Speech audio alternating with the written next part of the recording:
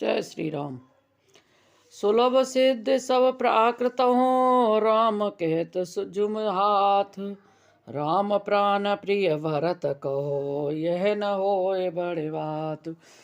जब एक साधारण मनुष्य को भी आलस्य से जमाई लेते समय राम कह देने से ही सिद्धियां सुलभ हो जाती हैं, तब श्री रामचंद्र जी के प्राण प्यारे भरत जी के लिए यह कोई बड़ी आश्चर्य की बात नहीं।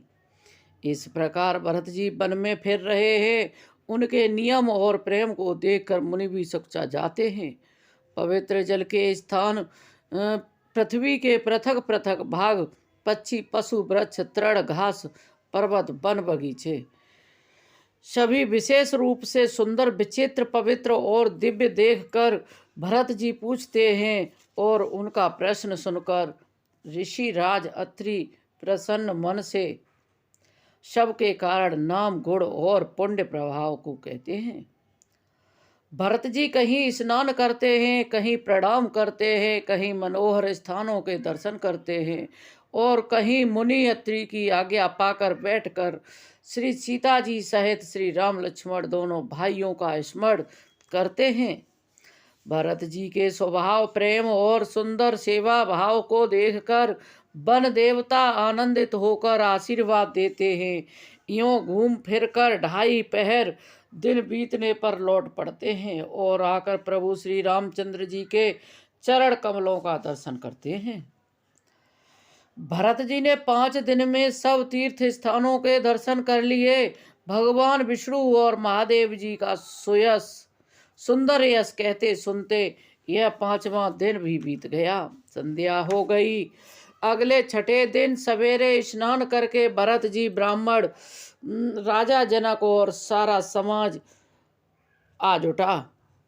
आज सबको विदा करने के लिए अच्छा दिन है, यह मन में जान भी कृपालु श्री राम जी कहने में सच्चा रहे हैं। श्री रामचंद्र जी ने गुरु वशिष्ठ जी, राजा जनक जी, भरत जी और सारी सभा की ओर देखा कि फिर सच्चा कर दृष्टि फेर कर वे पृथ्वी की ओर ताकने लगे। सभा उनके शील की सराहना करके सोचती है कि श्री रामचंद्र जी के समान सकोची स्वामी कहीं नहीं है। सुजान भरत जी श्री रामचंद्र जी का रुख देखकर प्रेम पूर्वक उठकर विशेष रूप से धीरज धारण कर दंडवत करके हाथ जोड़कर कहने लगे, हे नाथ, आपने मेरी सभी रुचियां रखी, मेरे लिए सब लोगों ने संताप सहा और आपने भी बहुत प्रकार से दुख पाया। अब स्वामी मुझे आज्ञा दें, मैं जाकर अवधि भर 14 वर्ष तक अवध का सेवन करूं।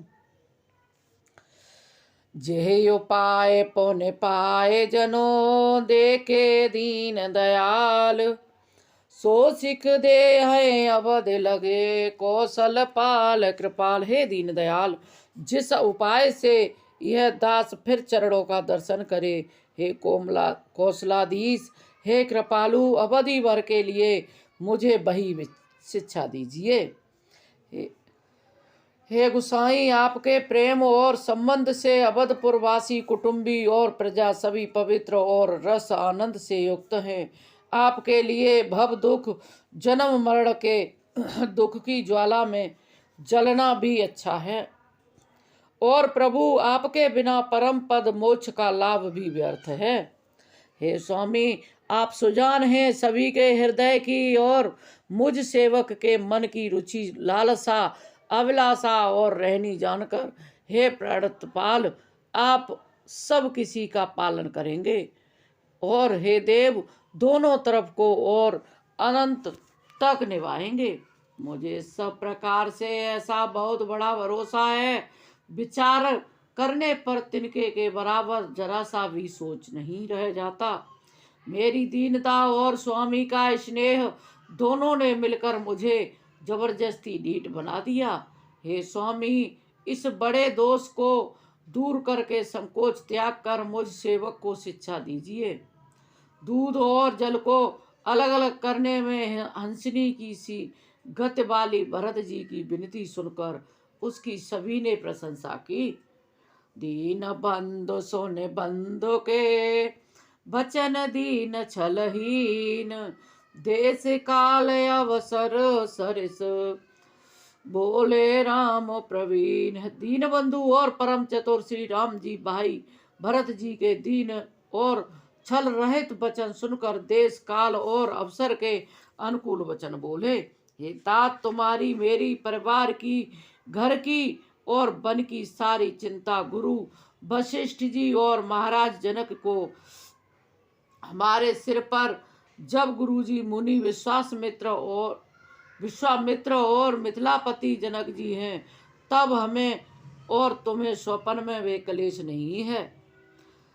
मेरा और तुम्हारा तो पुरुषार्थ स्वार्थ सुहस धर्म और परमार्थ इसी में है कि हम दोनों भाई पिताजी की आज्ञा का पालन करें। राजा की भलाई से ही लोक और वेद दोनों में भला है।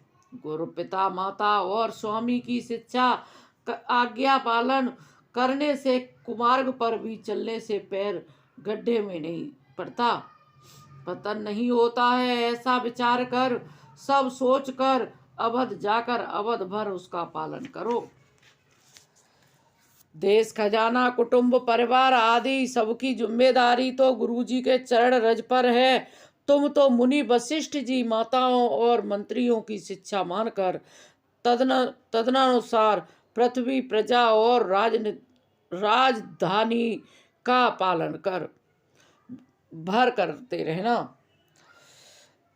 मुखिया मुख सो चाहिए, खान पान कहो एक, पालय पोषय सकल अंग, तुलसी सहित विवेक। तुलसीदासी कहते हैं, श्री राम जी ने कहा, मुखिया मुख के समान होना चाहिए, जो खाने पीने को तो एक अकेला है, परंतु विवेक पूर्वक सब अंगों का पालन पोषण करता है।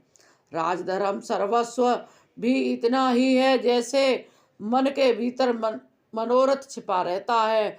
श्री रघुनाथ जी ने भाई भरत को बहुत प्रकार से समझाया, परंतु कोई अवलंबन पाए बिना उनके मन में न संतोष हुआ न शांति। इधर तो भरत जी का शील और उधर गुरुजनों मंत्रियों तथा समाज की उपस्थिति, यह देखकर श्री रघुनाथ जी संकोच तथा स्नेह के विशेष वशीभूत हो गए अर्थात भरत जी के प्रेम बस उन्हें पावरी देना चाहते हैं, किंतु साथ ही गुरु आदि का संकोच भी होता है। आखिर भरत जी के प्रेम बस प्रभु श्री रामचंद्र जी ने कृपा कर खड़ाऊ दे दी और भरत जी ने उन्हें आदर पूर्वक सिर पर धारण कर लिया। करुणा निधान श्री रामचंद्र जी के दोनों खड़ाऊ प्रजा के प्राणों की रक्षा के लिए मानो दो पहरेदार हैं।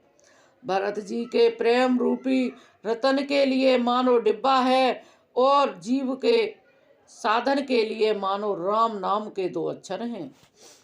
रघुकुल की रक्षा के लिए दो किवाड़ हैं, कुशल श्रेष्ठ कर्म करने के लिए दो हाथ की भांति हैं, सहायक हैं, और सेवा रूपी श्रेष्ठ धर्म के सुजाने के लिए निर्मल नेत्र हैं। भरत जी इस अवलंबन के मिल जाने से परम आनंदित हैं। उन्हें ऐसा ही सुख हुआ जैसा श्री सीता राम जी के रहने से होता है। मांग्यो विदा प्रणाम करे, राम लिए और लाए, लोग चाटे अमर पते, कुटिल को असर पाए। भरत जी ने प्रणाम करके विदा मांगी, तब श्री रामचंद्र जी ने उन्हें हृदय से लगा लिया। इधर कुटिल इंद्र ने बुरा मौका पाकर लोगों का उच्चाटन कर दिया। वह कुचाल भी सबके लिए हितकर हो गई। अवधि की आशा के समान ही वह जीवन के लिए सजीवनी हो गई। नहीं तो उच्चाटन न होता तो लक्ष्मण जी, सीता जी और श्री रामचंद्र जी के वियोग रूपी बुरे रोग से सब लोग घबरा कर हाय हाय हाय करके मर ही जाते। श्री रामचंद्र जी की कृपा ने सारी उलझन सुधार दी। देवताओं की सेना जो लूटने आई थी वही गुणदायक, हितकारी और रक्षक बन गई। श्री रामचंद्र जी भुजाओं में भरकर भाई भरत से मिल रहे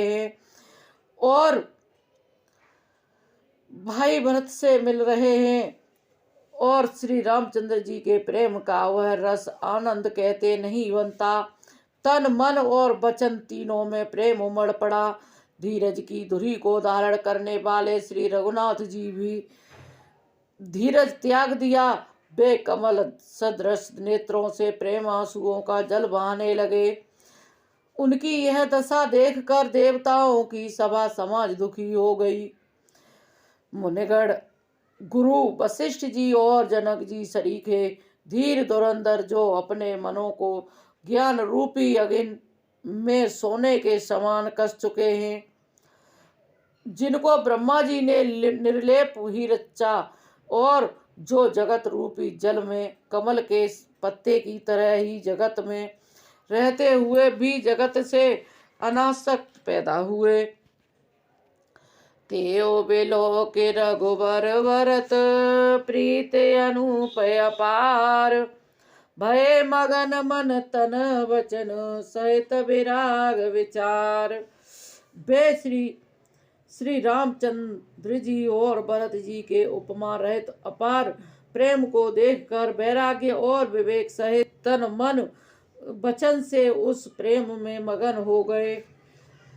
जहाँ जनक जी और गुरु वशिष्ठ जी की बुद्धि की गति कुंठित हो गई, उस दिव्य प्रेम को प्राकृतिक लौकिक कहने में बड़ा दोष कहते हैं। दोष है श्री रामचंद्र जी और भरत जी के वियोग का वर्णन करते सुनकर लोग कवि को कठोर हृदय समझेंगे। वह संकोच रस अकथनीय है, अतएव कवि की सुंदर वाणी उस समय उसके प्रेम को स्मरण करके सच्चा गई। भरत जी को भेंट कर श्री रघुनाथ जी ने उनको समझाया, फिर हर्षित होकर शत्रुघ्न जी को हृदय से लगा लिया। सेवक और मंत्री भरत जी का रुख पाकर सब अपने अपने काम में जा लगे। यह सुनकर दोनों समाजों में दारुण दुख छा गया। वे चलने की तैयारियां करने लगे। प्रभु के चरण कमलों की